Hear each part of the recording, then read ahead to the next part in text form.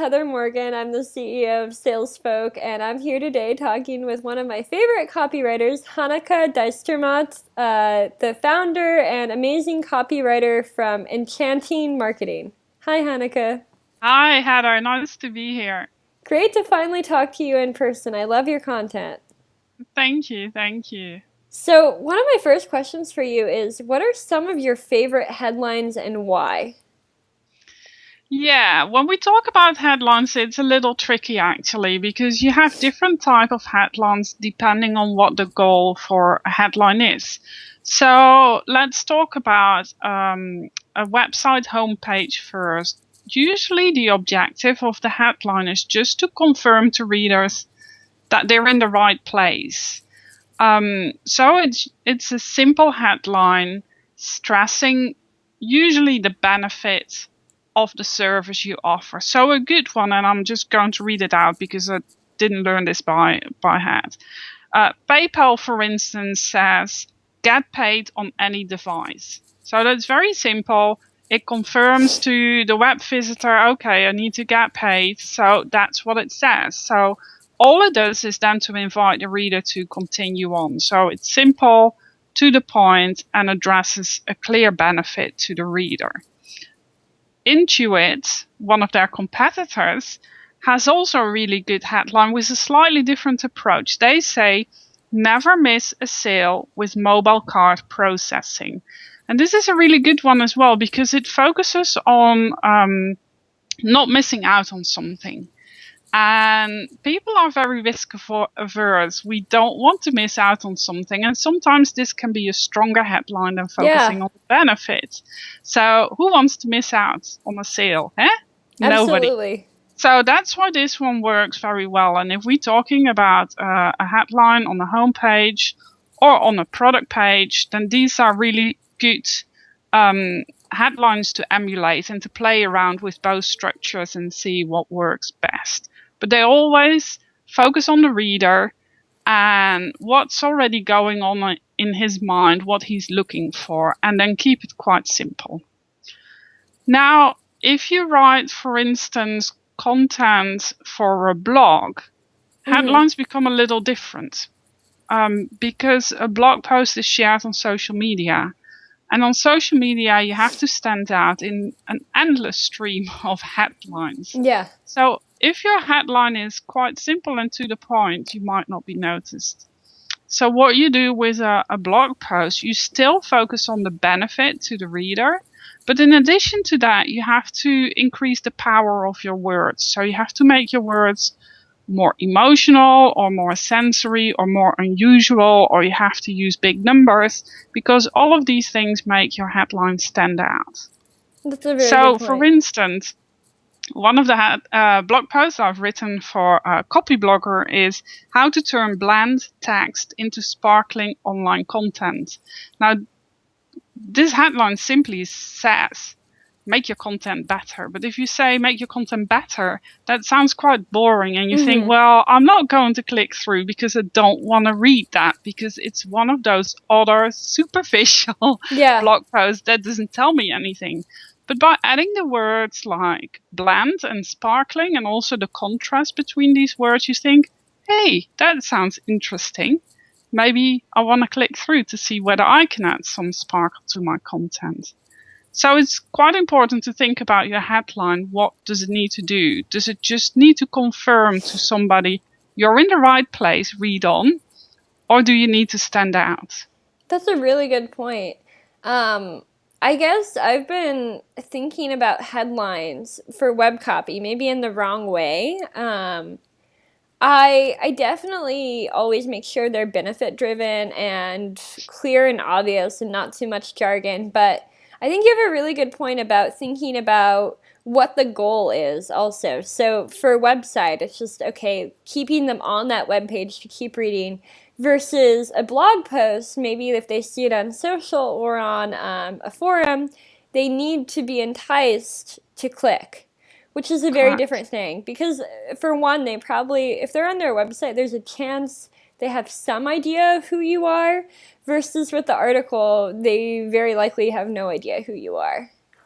Correct. Yeah. And that's Email subject lines are probably a little bit in between, but there I would recommend also to attract attention if a lot of your audience doesn't know you that well yet. Yeah, and that's kind of what we've seen. I think about email subject lines as being in like one of three categories. One is either more benefit or value driven. The other is more fear of loss or something scary, and then the third are what I call social engineering, and that could be anything from like something a bit strange to get their attention, or something that looks like it's from a customer or a vendor, or even something around competition. The third category kind of has a variety, as you can see, but everything else usually falls into the either benefit or like the more fear-driven ones.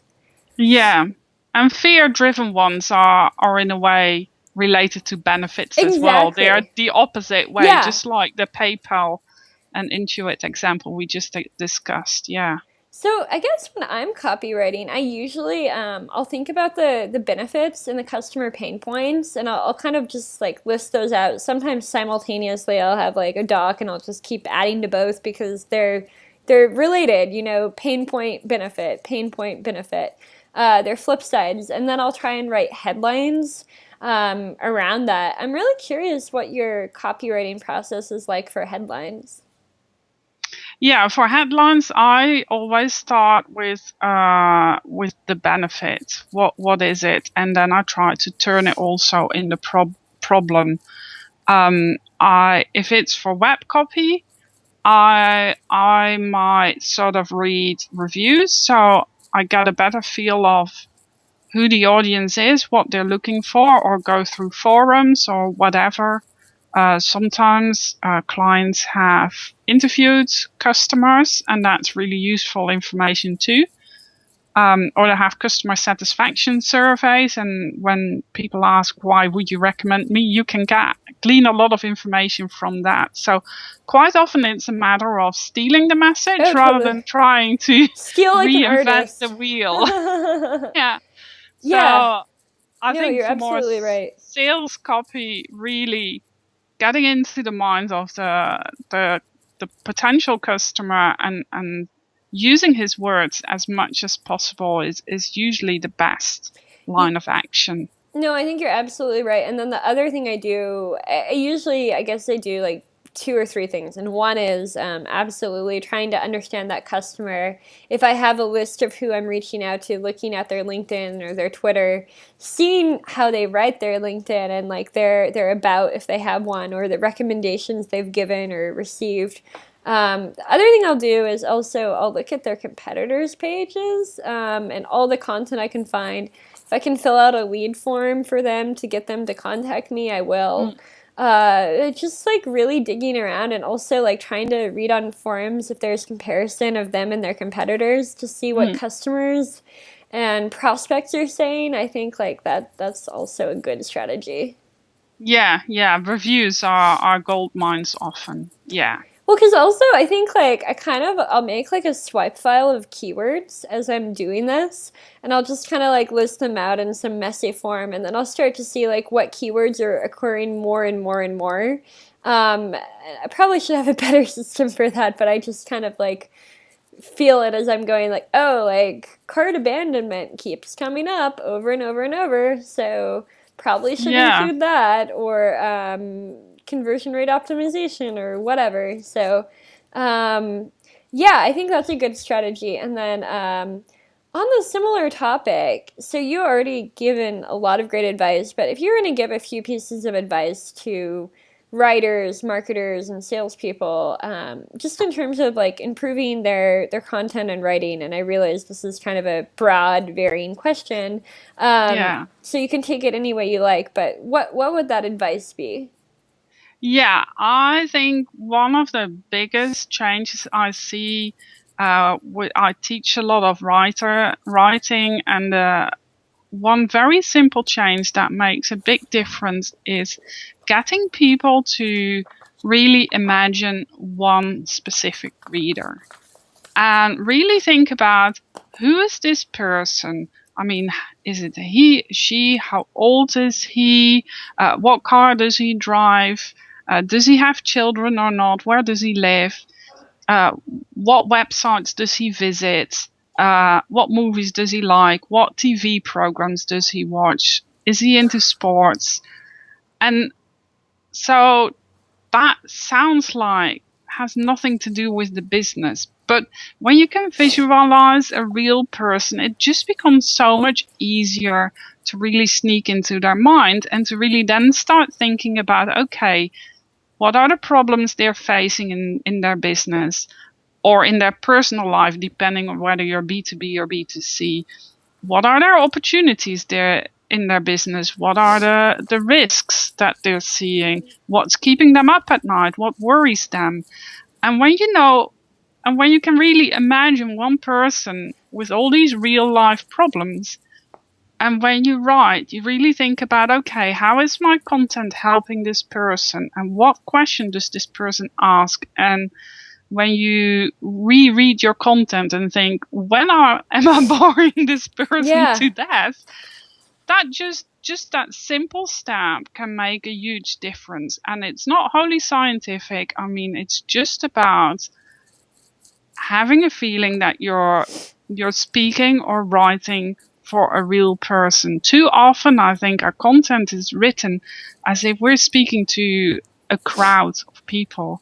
And when we're speaking to a crowd of people, very impersonal. And it becomes academic, it becomes boring. You're standing on a soapbox, you start selling instead of helping. And it doesn't engage people. And just by thinking about, okay, who is reading this? And let's imagine just one of those people, your favorite person. It can be sometimes a real person. It can be a combination of a few people, or it can be totally imaginary, somebody you'd love to have as a customer. But just that act, that if that person becomes so real that you feel you can pick up the phone and talk to them, then your writing instantly becomes more boring. And you can ask yourself, okay, I've written this. Does this person actually find it interesting? No, I think that's a great approach. And I call it the imaginary friend approach. I think for me it's easier when I can actually picture someone that I know, just because I've never been as good at fiction as nonfiction. Mm-hmm. But I think you're absolutely right that so often copy comes across as feeling robotic or just disingenuine through a salesy or marketing tone. And you see this, especially, and this is something that your writing and your content actually really helped me with as a writer, is writing for one person and like I, you, we, versus like the industry, blah, blah, blah, blah, blah, and like this like very distant, distant tone to switching to something that's more conversational where, and you ideally want to focus on like you, not me, but like them, that person, more than yourself, and have more yous and we's and us's than I. But I think like that tone is something that most sales and marketing people don't realize. And it's one of the things I'll mention and critique right away in cold emails. And I think that's usually like one of the first dead giveaways that they're having problems with cold email. And I think you've hit it exactly on the head that they're writing for a mass audience. And that's why their emails look mass. Even if you're sending mass, you want your email template, like what I'm doing, to feel like it's written for one person. And oftentimes I'll pick one or two people from the list after I've done that research to write it for. I'll usually pick one, and then I'll kind of like go back and like pull out another one to spot check it to make sure that it's not too specific to like only one person, and remove things as needed. But I think like starting with one is super, super helpful. Yeah, for instance, one thing you often see is when businesses have to write an apology email. You know, something has gone wrong, and they write, "To those of you who have been inconvenienced," and that to me is like just so cringeworthy. Oh, totally. Why not that just make me feel, I don't know, worthless, not valued at all? And if they would just simply write, "If you if our problem caused you issues, I'm sorry. And Yeah. that just sounds so much more sincere. It's like a person has written it to me and not a robot or a company. Yeah. Yeah, I think that's an amazing point. The other thing I'll often say is write it like you're writing to your mom or your grandma or your friend. Obviously, keep like a professional tone, but even with that, sometimes depending on your audience, sometimes even having a little bit less professional tone can even be better. So like actually, I don't encourage making like horrible grammar mistakes like misspelling, but like I'll oftentimes not capitalize subject lines because it doesn't look like marketing and it looks like someone actually just like wrote a note, especially on their phone or something. Yeah. And so rather than like capitalizing every letter in the word, which looks like a ad copy, um, it's better to do something even like saying like I don't really say hey there so and so, but I know people who do. Just Yeah. because I don't really talk like that, but something that they do, and so like when I'll talk to sales reps, I think two of the best things they can do are to bring their personality into it and also bring their own like real life value and insights into it. So if they've been like a Salesforce consultant for a decade, then that should come into their email because that's a skill they bring. So when I moved back from the US after living in Cairo for years, my little like thing would say, even if this isn't useful, I'll tell you a story about Cairo that will make you laugh. Just Mm, something that shows them I'm a human. And so that mm. was totally irrelevant to what I was doing, but it was something that reminded them that like this is a real person and they're interesting and this isn't just a marketing email. So I think signatures are actually a really cool place to do something with. And I've always really liked, I don't know if you've seen Heaton Shaw's emails, but he has that quote from Zig Ziglar. It's something like, if you help enough people get what they want in life, you will always get what they want. And ever since I saw that, I've encouraged people to include a quote, especially salespeople, and not just have it be like the company pitch, but a quote that they believe in that's interesting, that matches Mm. their sales philosophy or their personality. And so I have one from Lao Tzu. Haley, who also loves your content, has one from Alice in Wonderland from Lewis Carroll. Mm. Some people pick like the Challenger sale or their favorite author, but anything I think to just like make you kind of a human again and Mm. not corporate. And this is true in any kind of copy as well. Just I think it's about rehumanizing it. Yeah. In my marketing emails, I often change my greeting so I don't have a standard warm wishes from Henneke. Sometimes it will be warm wishes from sunny England or warm wishes from a rather grey and dull England, just to make that connection that it's real. And sometimes I throw in a personal PS like, oh, I've had a great bike ride this weekend. What have you been up to? And then Yeah. I make sure then always there's another PPS to Yeah. go back to the call to action. But I think if you sending out marketing emails on a weekly basis to people, it's a bit different with cold emails. But Totally. if you email on a regular basis, then just these personal details can Yeah. be great. No, and I think you hit on another point, which is a lot of companies with their email marketing don't have it feel like it's coming from a person. They just have it feel like it's coming from the company entity.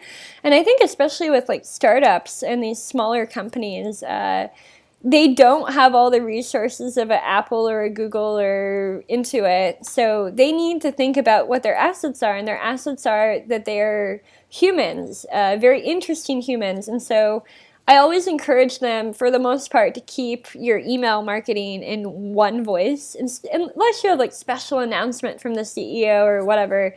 It's better to have it all feel like it's coming from one person and have them get to know that person. The follow-up emails, rather than have it written in a tone that's just like, our company is thrilled to have you, or something that feels very like third person and impersonal. Yeah, and I think with emails like that, welcome emails or ongoing emails, it's really worth thinking about how much you want to design them as well, because we often think design makes us look professional, and that is true to some extent, but it also takes away some of the human aspects, especially if you Exactly. have a big logo at the top, then immediately this is a company email and not a personal email. So it's worth thinking about, if you need that logo, maybe put it at the bottom instead of the top, so that it still feels a little more personal, and not make it overly designed. Keep it Yeah. simple as possible so that it does feel more like a personal email.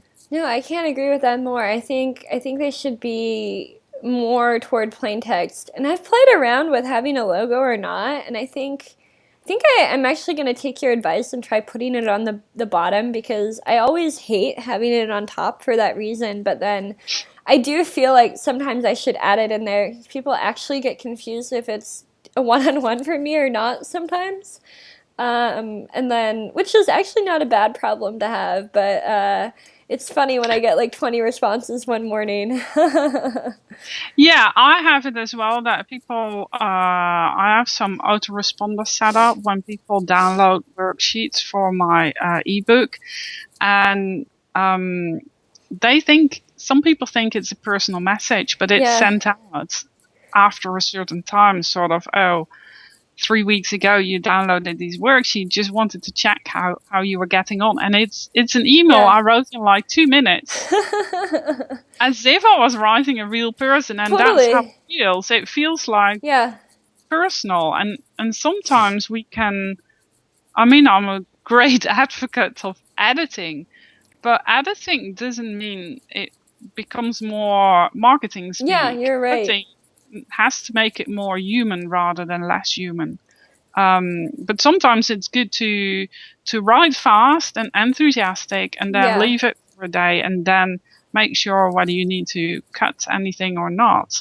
Um, get any grammar mistakes out. But the first one right with enthusiasm is often a good idea.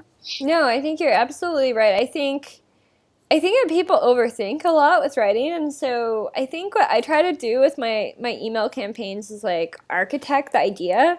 So like I'll spend a lot of time thinking to get to the architecture, and then when I do that, I usually stop and leave it for a day. Unless I'm like really excited about one of the ideas, just get away from it again so I'm not like obsessing too much.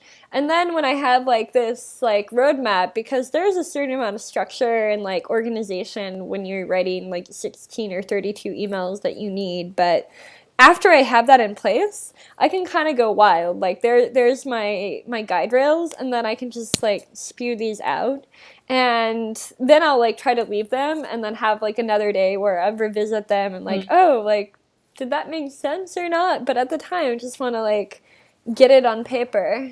Mm. Yeah, that's a good way to write. And I think making use of this percolation time, as I call Yeah, it, is really useful. And I always, if possible, recommend people that they use that a couple of times during the writing process. So maybe the first day you plan and do your research and you write down some key ideas, and then you leave that for 24 hours, and then you write a first draft, and you try to write that as fast as possible, because it's much easier to edit enthusiastic content than try and get enthusiasm into yeah. flat content. That's quite a difficult Oh job. God. Can be done, but it's Yeah. far more difficult.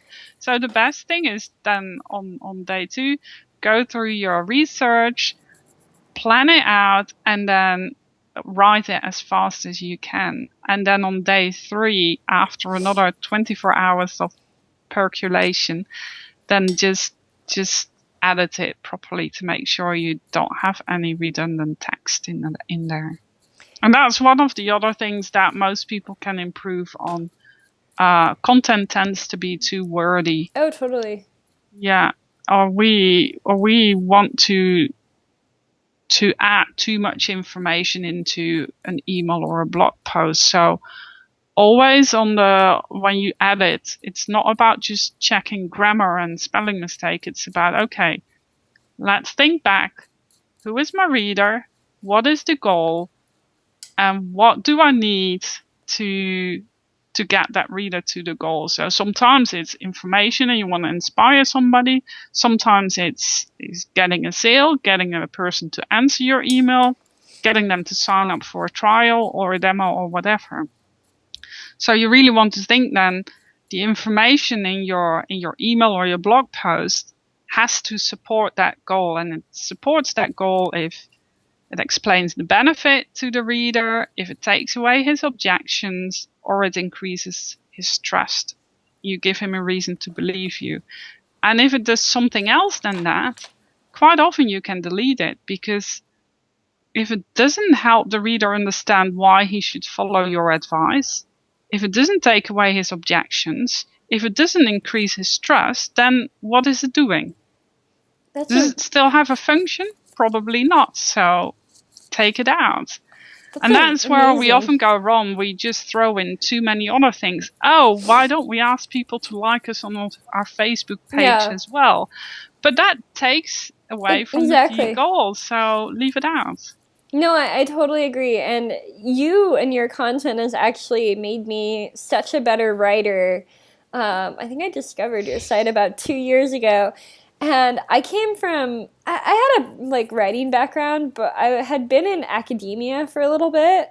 Went back to grad school, and that ruined my writing. That totally, between grad school and World Bank, my writing was full of filler, because with grad school, they want, in academia, they want you to have a minimum number of pages, where I think a lot of times the information could be condensed to 1 page or less.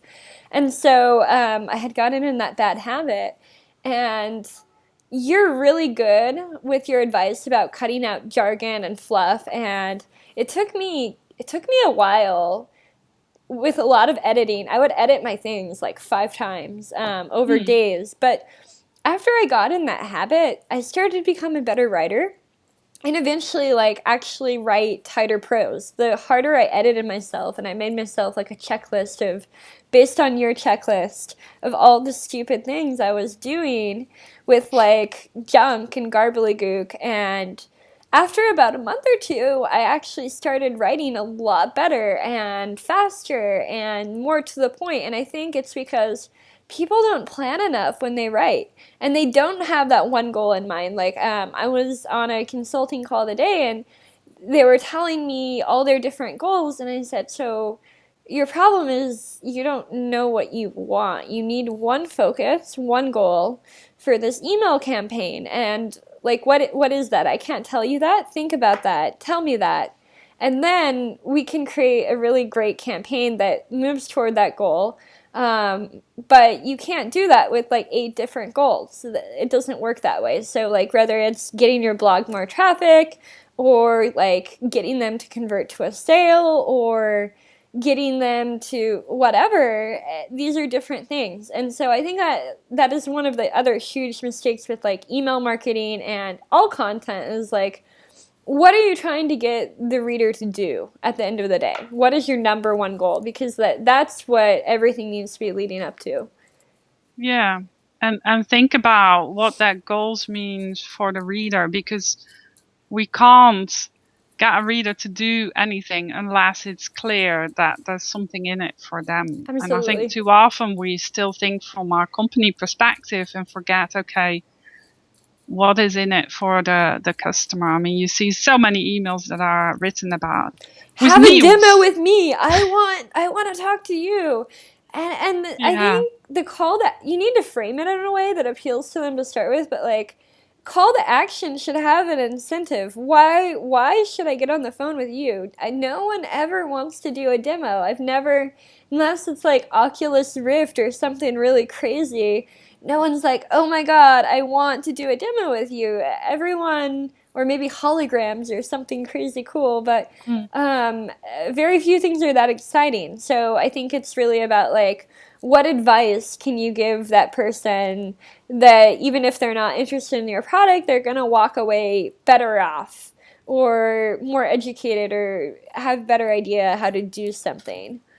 Yeah, I think if you want people to open your emails consistently, then you always have to reward them for that. Oh, totally. For opening and for reading. And if you reward them only with company news, then they get bored quite quickly, You're because totally right. company news in the main is not that interesting for the reader. So Yeah.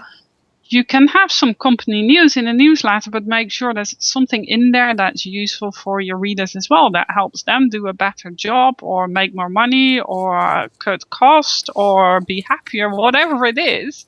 Live healthier, depends on your business. But make sure there is something in there that helps your reader, because and preferably helps them quickly. Exactly. That they can immediately feel the benefit of opening your email, especially early on in an email relationship. Yeah, no, and I think I always have three things: valuable, interesting, actionable.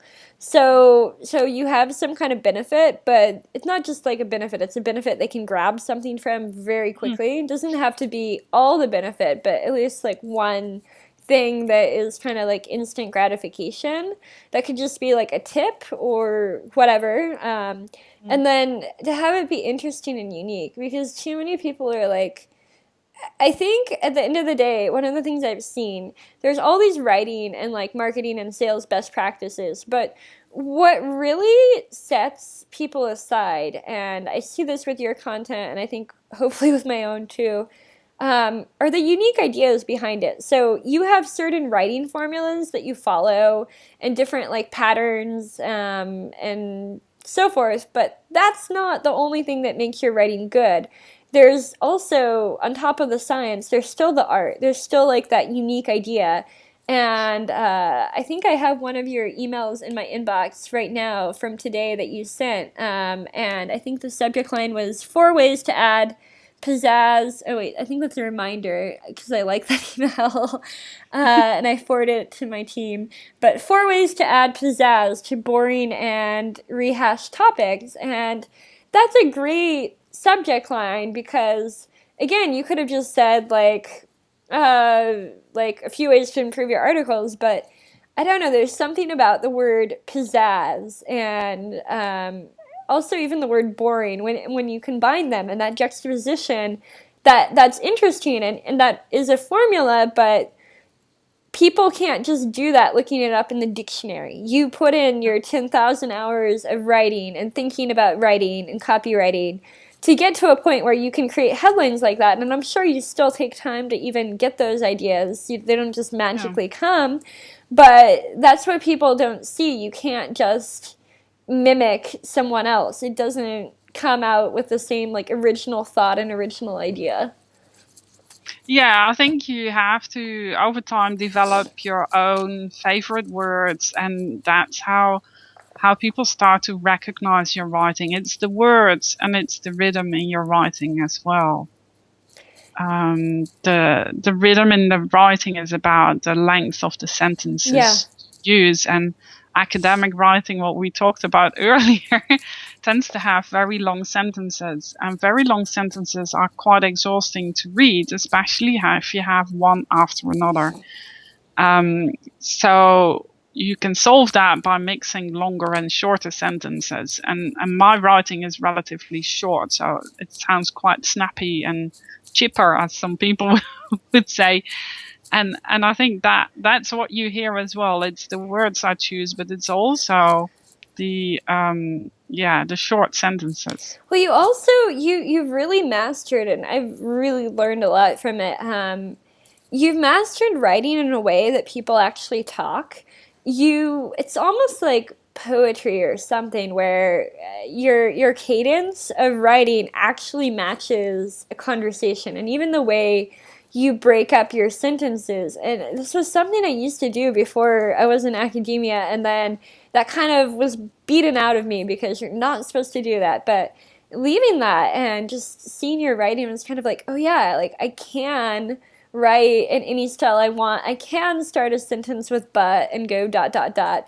Because also today you have to think about people and what mediums they're consuming. They're not reading long books, they're texting and Snapchatting and WhatsApping and Facebook messaging and Skyping, and this is how we write on chat So your writing shouldn't look like a college dissertation or something. It should feel like the way we interact with people, not just spoken, but like the way we're comfortable interacting with people we like interacting with, not just like a salesperson or a marketing ad. Yeah.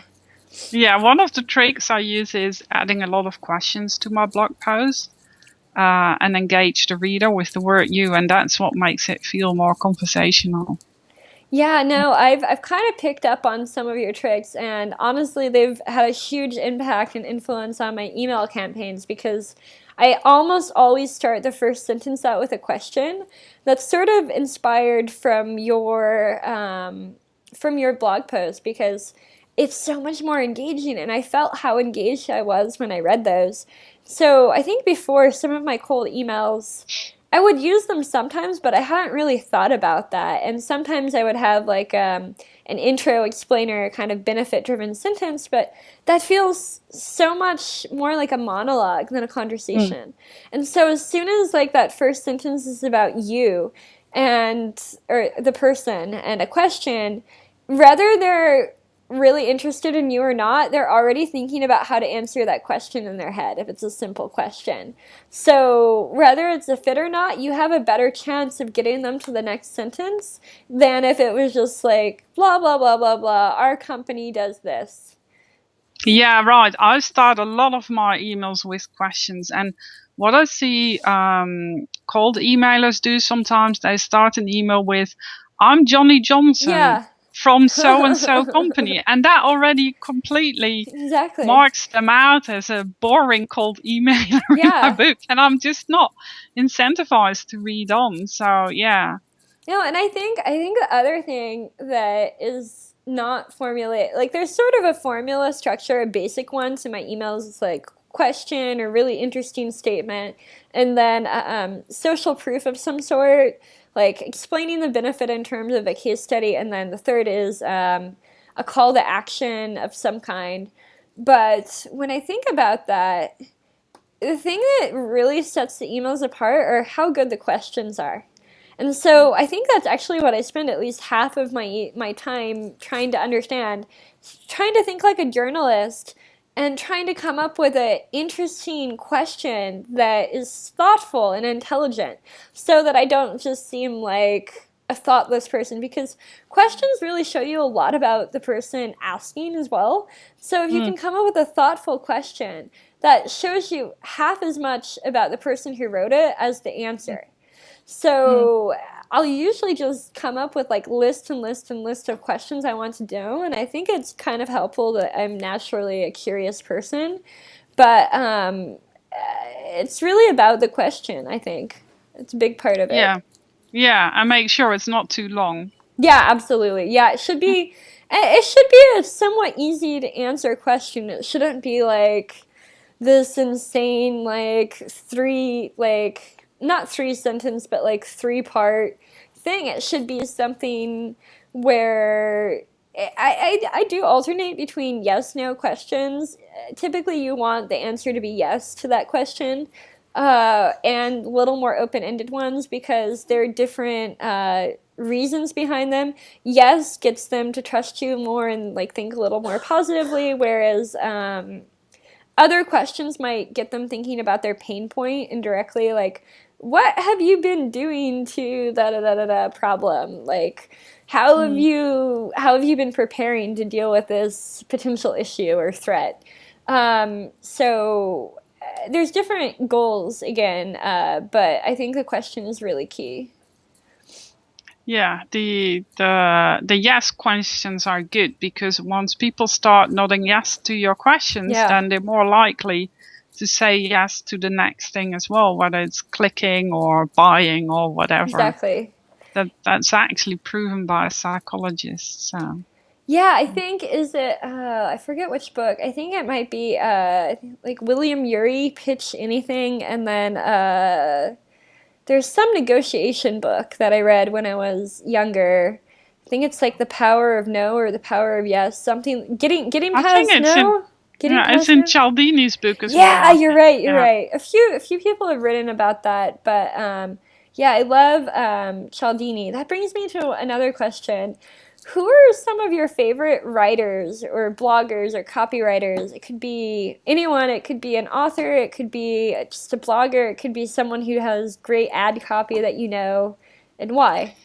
Yeah, I like in terms of authors, I like Anne Handley. And Oh yeah, if people are new to writing, then her book Everybody Writes is a good yeah, starting point. I also really like Nancy Duarte. She is a presentation specialist, and her book Resonate is extremely well written. And I think it's a really good book for any type of improve any type of communication. What I found with my blogging, for instance, I learned how to blog well. And what I found, once I understood how to engage my audience and how to persuade them on a blog, I could apply exactly the same in different situations. So I use my blogging principles when doing a conference talk, and it works. And her book is about presentation, but you'll find it's useful for any type of communication. And her writing is it's quite sensory. She uses a lot of active words and words that have some kind of sound in them or some touchy feeliness. And I think that's a really good book as well, both from a perspective of how to write something and from learning from the content in the book as well. no, I'm gonna definitely check them out.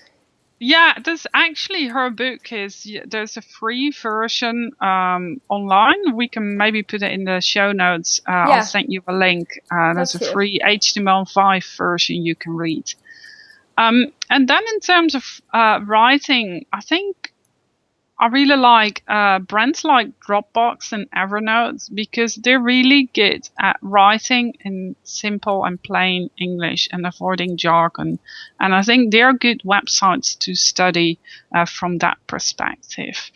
Apple is also great in terms of writing, and I think they're extremely smart at using persuasive tricks in their writing. I've written a lot about them. I I read mean, you your can. Kiss Metrics article, I think like a couple years ago on like write is it write enchanting copy like Apple or something like that? Yeah, write seductive sales copy Seductive. like Apple. Yeah, there we go. Yeah, and you can really learn a lot from studying their writing.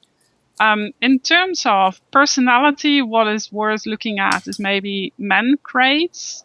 Um, they're very macho. They're really targeting a man, and yeah, it's really interesting to read their copy to get a feel for a strong voice that's really targeted a specific audience. They ship gifts for men. They call them brag-worthy gifts. I don't quite remember, but they start their about page with something like, "We say no to executive trinkets and to boring neckties and stuff like that." So very strong positioning and very strong voice. It's interesting to look at from writing with Yeah. personality for an audience. And the other website that's quite interesting, very different from that perspective, would be J. Peterman as well. JP from They what? J. Peterman, they're Okay, a J mail order Peterman. company selling fashion. They have product descriptions with stories in them. It's quite interesting to have a look as well, especially in the contrast between Man Crates and J. Peterman. So yeah, that would be some of the brands and people want to have a look at.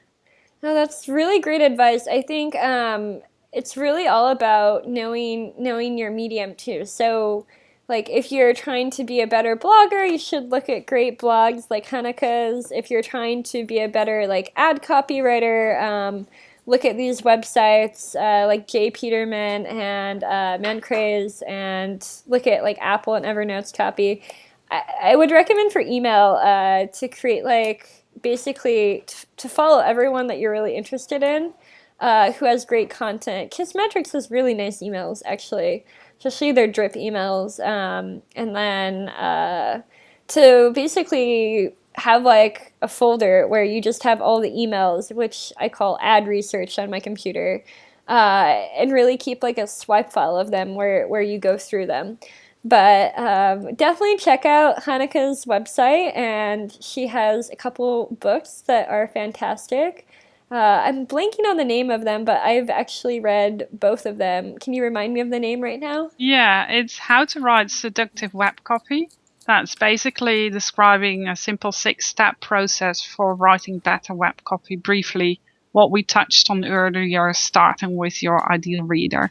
And the other book is Blog to Win Business. So it's really about how to write better blog posts that help engage your audience and sell to them, earn the right to sell to them.